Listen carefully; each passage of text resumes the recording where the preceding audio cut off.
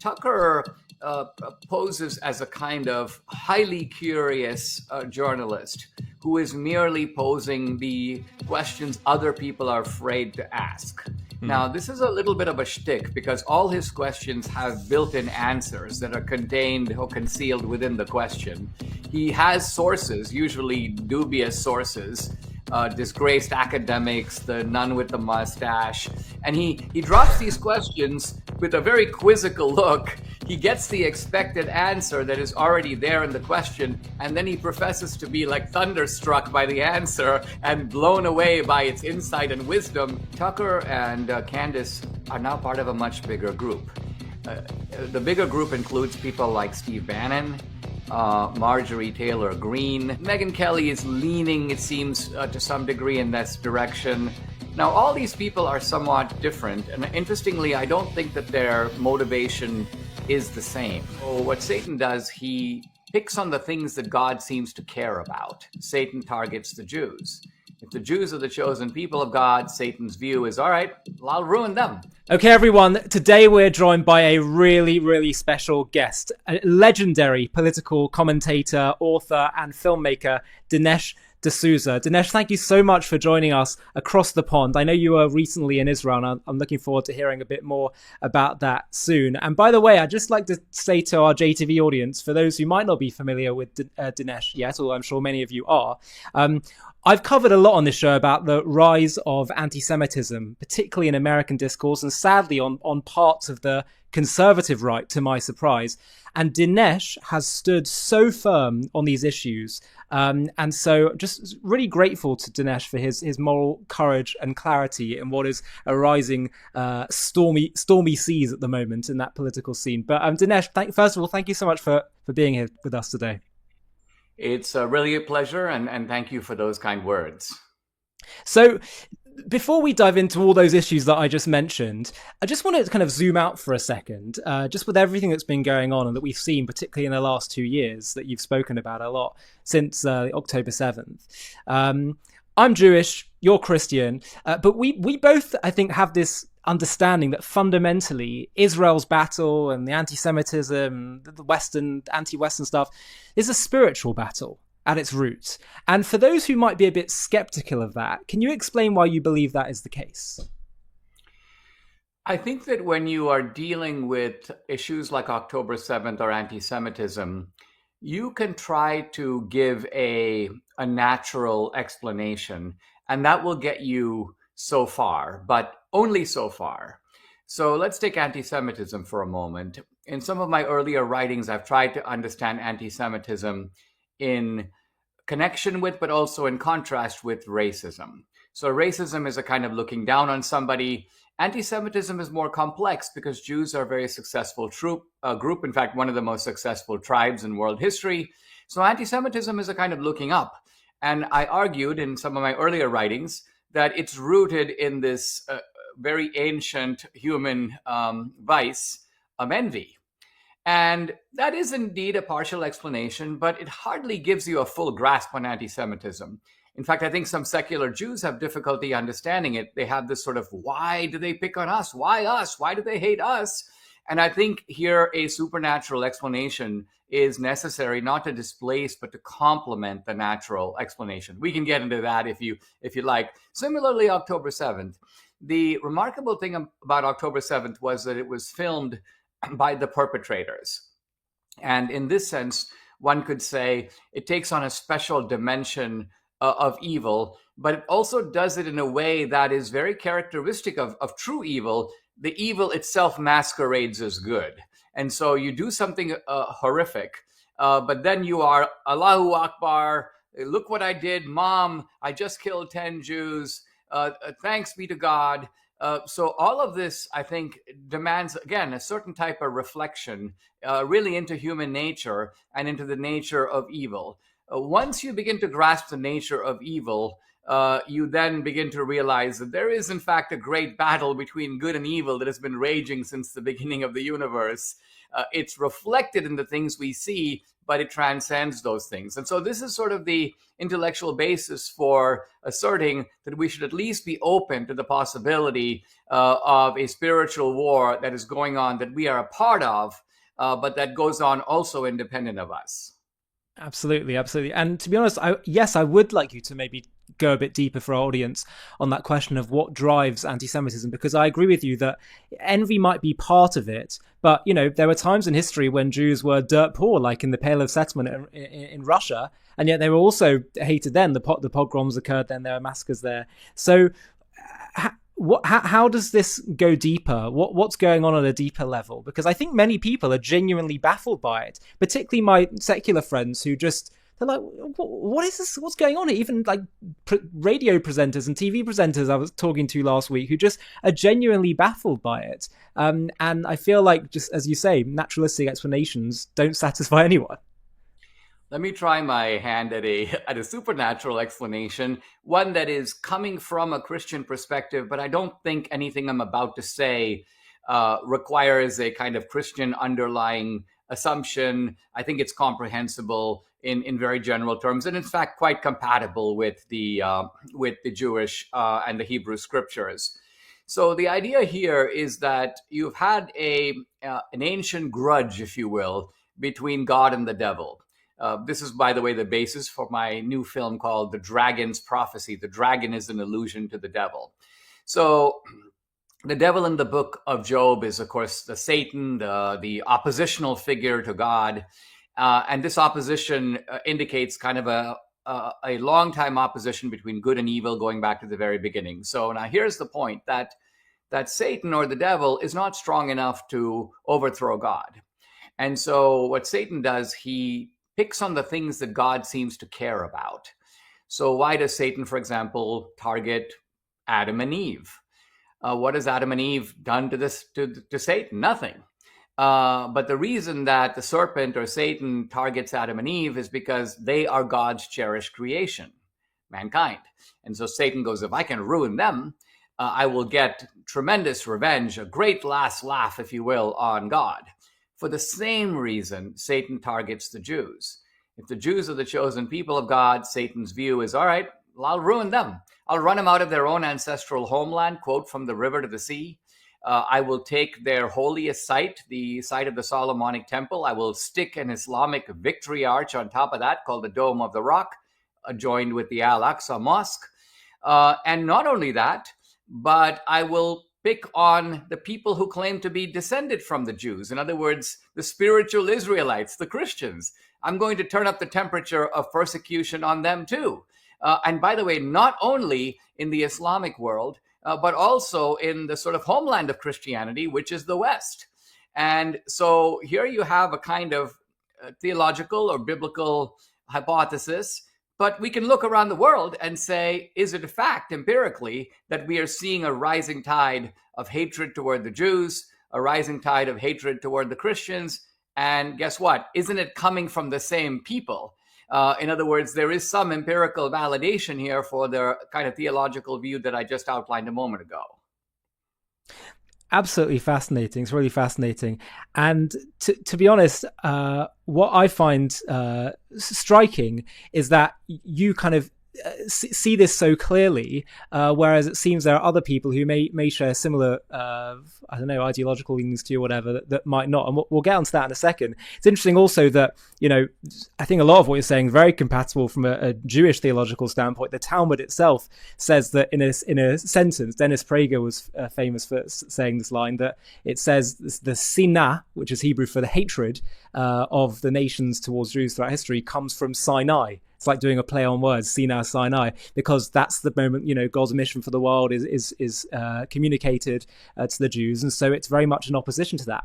So my question is, how is it that you see this so clearly, or why is it that way? Because we're seeing at the moment simultaneously, and it came as a bit of a surprise to me because I always associated the American conservative and Christian right to very much understand all these things that you're saying, particularly vis-a-vis the Jews and Israel. And I know there still is a great deal of support, particularly in the evangelical community. But could you help our audience understand why it is that we're starting to see a bit of a divergence now and a bit of a divide, and how to make sense of all of that? Yeah, I think a good way to do that is to give as sympathetic as possible an explanation for the roots of this turn. It's not a good turn. I'm not sympathetic to it, but I'm going to try to give an account that helps us to make sense of it. The first thing is that there's been a shift from let's call it the Reaganite right to the MAGA, or Make America Great Again right.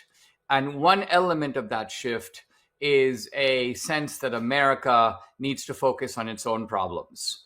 And in some cases, that is interpreted to mean go it alone, although there's nothing in MAGA itself that requires that, and Trump himself does not view it that way.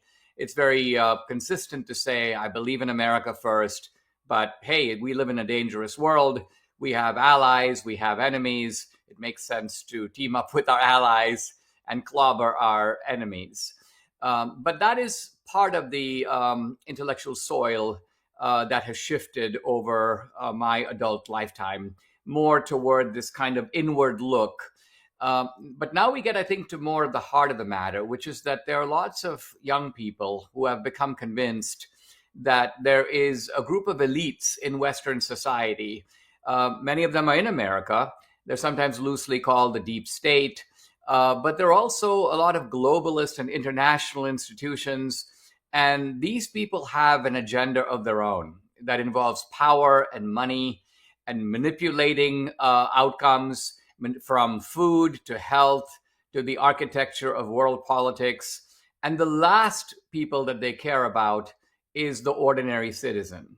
So, unfortunately, the US relationship with Israel has fallen into this way of thinking that this is, here we go again. America, cares about the World Health Organization. They care about Netanyahu. They care about Zelensky and Ukraine. The ordinary, hardworking, blue-collar American is way down on this list. So here you begin to see why some people, particularly young people, who don't have a good sense of history, who in fact have been lied to by a number of their institutions, from the Center for Disease Control, the NIH, the FBI, in fact, a lot of their professors, they've almost developed a psychology in which the more outlandish the conspiracy theory, the more likely it is to be true, because some conspiracy theories in the last few years have in fact proven correct. So this is just, I would say, some of the background that helps to understand why you find people gravitating to this kind of stuff. That is really, really interesting, and I think it resonates a lot with what I'm seeing on the ground. But doesn't it go a bit deeper as well? Aren't because you could target many people and many causes when you have that kind of backdrop, and it seems to me like there are some people that are drawing on certain either theological interpretations or certain generalized views of Jews or Israel that's causing this. Like, does it not go a bit deeper though? Certainly, and especially when it comes to the ringleaders. No, for sure. I mean, I would put it this way: because the term anti-Semitism, like racism, has now meets with the indignant rebuke. Just because I'm criticizing Israel, just because I don't like the Jews. And so what I say is, all right, here is my point. If you are applying to Israel and to the Jews a standard that you don't apply to anyone else, then your motives are rightly suspect. And I think that's what you're getting at here. What you're getting at here is that, look, it's quite But the obvious obsession in with the world. AIPAC. Well, AIPAC, but look at it more broadly. There is a clear alliance in the world between the cultural left in the West and these sort of global jihadis or radical Muslims on the other side. Some people call this loosely the Red-Green Alliance, red signifying, socialism or communism, and green, of course, the colors of Islam and of course Islamic radicalism. Now, this is an unusual, an unexpected alliance. Why? Because these two groups have completely different endpoints or goals. But even so, they are united. They're strange bedfellows, united in what? Well, I would say united in their hatred of Jews and Israel on the one side, and Christians and the principles of America and the West on the other. So it would seem natural. Nothing would be more obvious than that Christians and Jews should pull closer together. Israel and the United States should pull closer together in opposition to this threat. And this makes it all the more mystifying when you have prominent figures on the right, who, by the way, understand all this, but nevertheless are devoting their obsessive energies to driving a wedge between America and Israel, demonizing Netanyahu, demonizing the Jews, to the quite obvious benefit of the red-green alliance, which they profess to hate. So for this reason, I say your behavior is odd. I can understand why Ilhan Omar is the way she is, but I don't really understand why Tucker Carlson is the way he is. And yet Tucker Carlson and Ilhan Omar are pretty much on the same side when it comes to Israel. So what's going on with Tucker Carlson and Candace Owens and others? What do you put their turn down to? Or maybe it's not a turn. Maybe that's how they always felt. But what's driving it? First of all, Tucker and Candace are now part of a much bigger group. The bigger group includes people like Steve Bannon, Marjorie Taylor Greene, a number of other prominent, pundits. Megyn Kelly is leaning, it seems, to some degree in this direction. Now, all these people are somewhat different. And interestingly, I don't think that their motivation is the same. I know most of these people, well, almost all of them, and quite well in some cases. Last year, Tucker Carlson and I together did a 9-day tour in Australia where we spoke in 6 or 7 major Australian cities. And so we were sitting in the green room together. We were having meals together. We were on the stage together. And so this whole thing is a little awkward for me. But I have to remind myself that my admiration for figures like Tucker and Candace developed in a completely different environment around completely different issues. In fact, Tucker made his reputation having nothing to do with Israel. The people who like Tucker like him for those reasons. And the same is true with Candace. She was like an outspoken conservative Black woman who was taking on DEI, or diversity, equity, and inclusion. She was attacking Black Lives Matter. She was standing up, if you will, for the colorblind society, and she made a reputation on that basis. Now, my take on Candace is that she has always been someone who has wanted to be a cultural rather than a political figure. She wants to be like Oprah. She sees politics as a stepping stone to making this migration into the cultural sphere. For some reason, she got mixed up with and attached to Kanye West. She seems to have regarded him as a great trailblazer. And I don't know if the anti-Semitic element comes out of that association, because it is new for Candace. She never used to talk this way. So this is a turn in her thinking.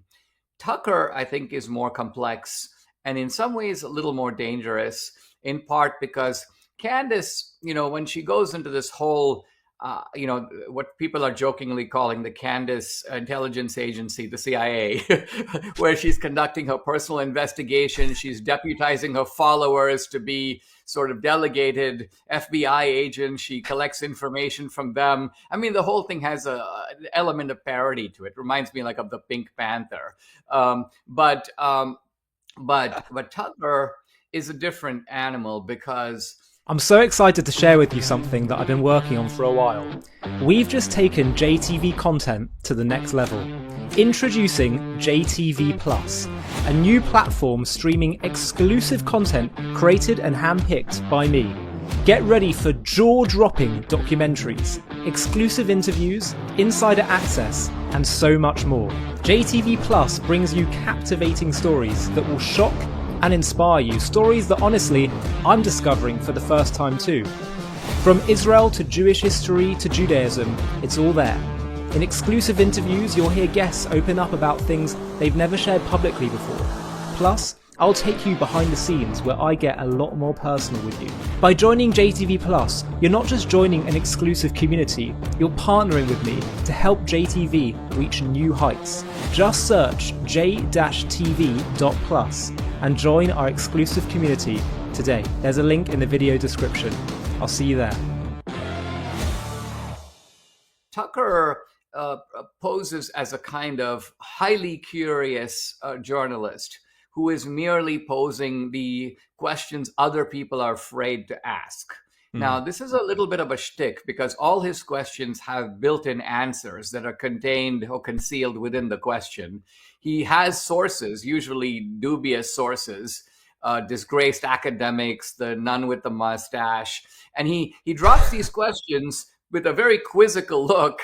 He gets the expected answer that is already there in the question, and then he professes to be like thunderstruck by the answer and blown away by its insight and wisdom. And then he rubs his chin. That's very interesting, and so on. So I watched this again. I cannot take it entirely seriously. It's a little bit of a parody of genuine kind of the kind of questioning that, let's say, we'd get from Mike Wallace on 60 Minutes.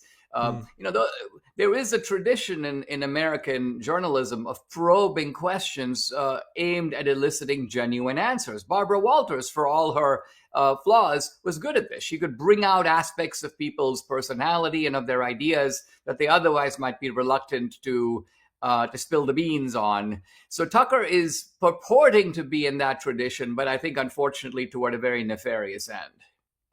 But we still haven't got to what do you think is the cause of motivating him to have all these lines? All right, so here I go back to my theory that I have about 3 natural explanations and one supernatural one. And I offer these because I don't think, I'm not comfortable or confident that I have the answer. So the natural explanation all over social media, which I don't even have any idea if it's true, is Tucker is being paid by Qatar. Yeah. Now, I think on the other side of this, the thing that makes me a little skeptical of this being an adequate explanation, whether or not he's being paid by Qatar, is simply that Tucker Carlson comes from an affluent family. He has a huge following. He has a very easy ability to monetize that and make a lot of money on his own. He doesn't really need Qatar to pay his bills.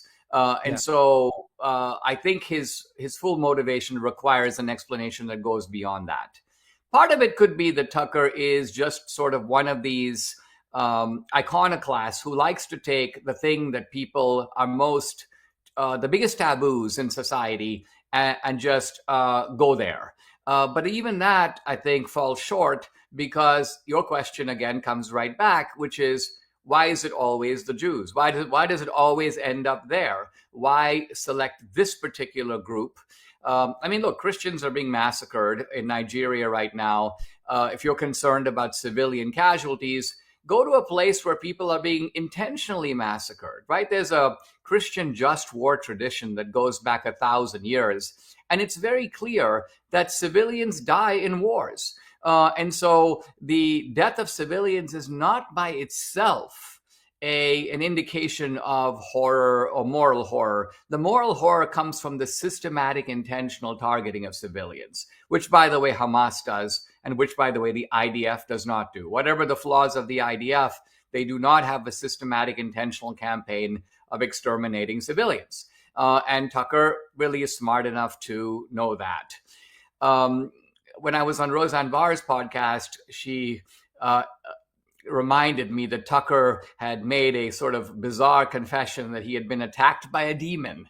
And I started laughing, and Roseanne goes, "Oh, no. Tucker says the demon actually scratched his face. He wasn't talking about a dream or he was talking about a physical attack." And Roseanne Barr goes, "I think the demon got him." And she goes, "I know the name of the demon." And I'm like, "What is the name of the demon?" And she gave me a name that I don't really recall. It's something like Belak. She goes, "Oh yes, it's right there in the Hebrew scriptures. It's right there in the Talmud and in the other Jewish writings." And she goes,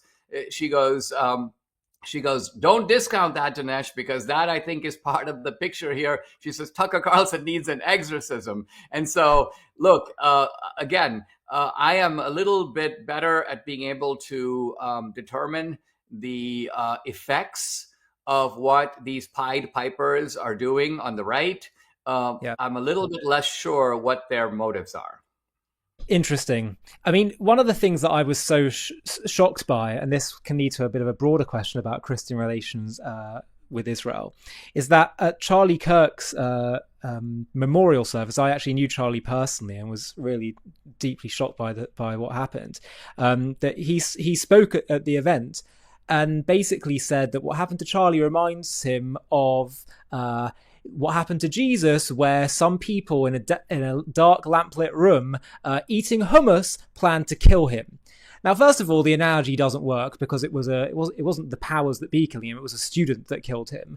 And secondly, it was so clearly trying to, I think, point the blame at the Jews. He can try and play innocent and, no, I didn't mean that. But come on, I mean, he knows how the game works, and he had plausible deniability there.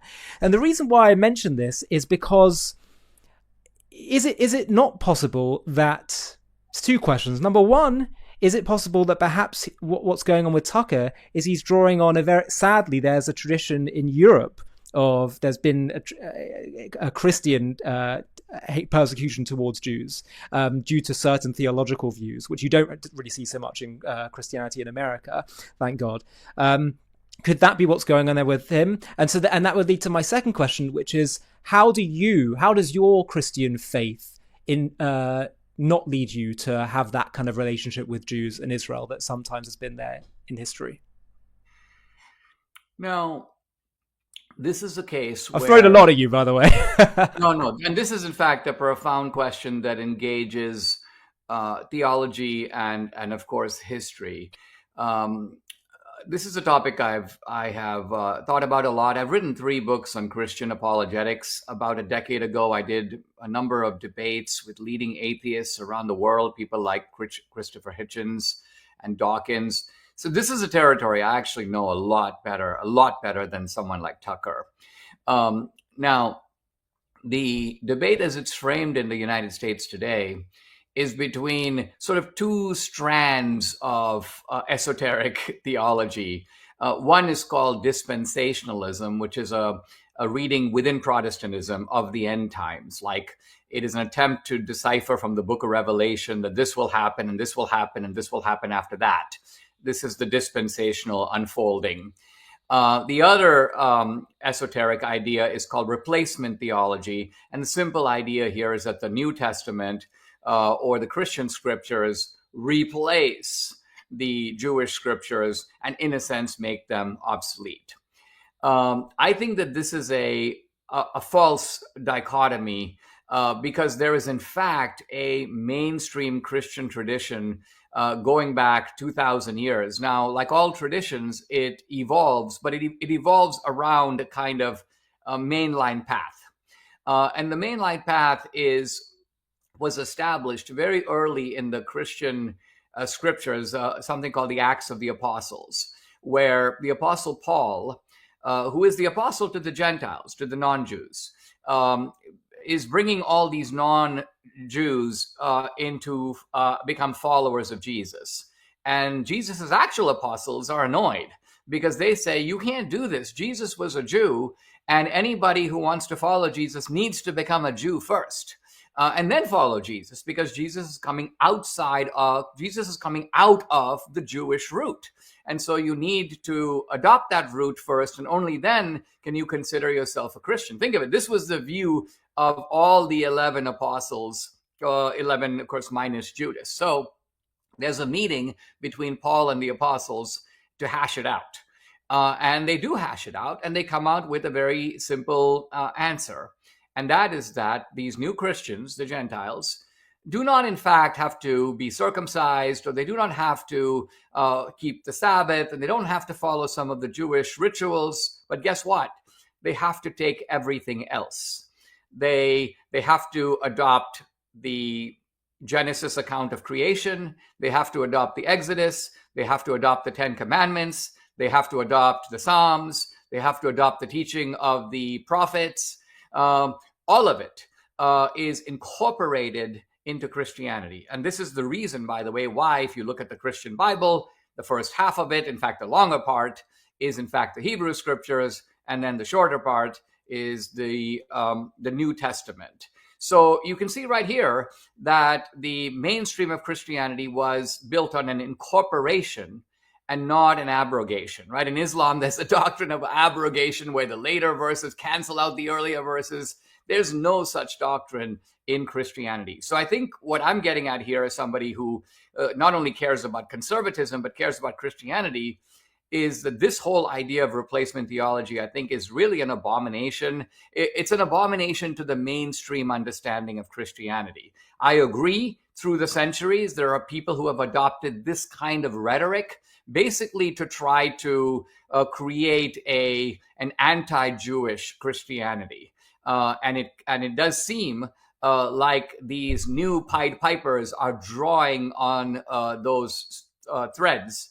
But I want to emphasize that the mainstream of Christianity is represented by, I think it was Pope John Paul II, who visited Israel, and he made this statement. He said, "It is the Holy Land for everybody, but it is the promised land only to the Jews." And this is, again, this is not Protestant dispensationalism coming from the Pope. This is the mainstream understanding of Christianity, Catholic and Protestant both. And that presumably for you is what grounds you in your faith in support for Israel and the Jewish people. Well, my support is built on three pillars or three layers. You just mentioned the theological level. That's one of them. The second one, I would call it the cultural or moral level. And that is just a simple understanding that Western civilization and what is best about it, what makes it a civilization that I, as a guy who grows up in India, would want to emigrate to and become a part of. Western civilization, the philosopher Leo Strauss says, is built on the twin foundations of Athens and Jerusalem. Athens is a little more obvious. It's Socrates, it's free speech. It is the Greek theater. It is Pericles and the idea of democracy. It is ultimately, I think, the roots of modern science. But people forget what Jerusalem is all about. Jerusalem is about Jefferson's assertion that our rights come from our Creator. Jerusalem is about a moral code in the universe that exists independent of us, that make claims on us. The Ten Commandments is a good stand-in for that code. I don't think that our civilization would have its dynamism and strength without both Athens and Jerusalem. You can't kick out one pillar and have the edifice still standing. So that's the second reason I want to protect Athens and Jerusalem both. And the third reason is more political. It's realpolitik. It's more strategic. It's simply based on the idea that Israel is on the front lines of fighting radical Islam. Israel is really good at it. Why? I think in part because Israel lives in a really bad neighborhood, and people who live in a bad neighborhood develop a real situational awareness. They're always looking over their shoulder. They're closer to survival, and therefore they've got a sort of cannier understanding of situation on the ground. America is looking at radical Islam in some ways from a long distance away, at least prior to attempts to infiltrate America by radical Islam itself, which is ongoing. But America's record in dealing with radical Islam, from pulling the rug out from the Shah of Iran and helping us get Khomeini, from clobbering the Taliban, but then the Taliban comes back, from the war in Iraq, the American record is checkered or mixed at best. And so I say, hey, when Israel is doing such a fantastic job of fighting terrorism, by the way, not just in the West Bank and Gaza, but in Sudan and Yemen and Qatar and Iran, there's an overwhelming strategic argument for the United States backing and being allied with Israel. So I see these as three independent arguments for supporting Israel. Each of them would stand, in some senses, on its own, but put together, it makes a strong case. Absolutely, absolutely. So well said. Dinesh, just in the last bonus section, I just want to touch on a couple of current affairs issues with regard to the Israel-Hamas ceasefire that we've seen. I wanted your thoughts on Trump's ceasefire deal, because the two big concerns that I've been articulating since this happened is, well, it's essentially all wrapped into one thing, which is I'm worried we're going back to square one. We're going back to the same mistakes of Israel withdrawing from parts of Gaza, creating a vacuum, having Arab autonomy, and even if other Arab countries get involved in running that, that could even be worse. And then on top of that, releasing all these terrorists back into Gaza. What are your thoughts on the deal? In the next bonus section, I asked Dinesh his thoughts on Trump's ceasefire deal, the dangers of Qatar, how Dinesh sees the future for Israel in the region, but also Israel's increasingly tense relationship with the West, how Dinesh thinks Israel needs to be even tougher on its enemies, and Dinesh's most striking memory from his recent visit to Israel. To join us for this part of the conversation, as well as access a whole new range of JTV Plus premium content, just click on the link below in the video description. I'll see you there.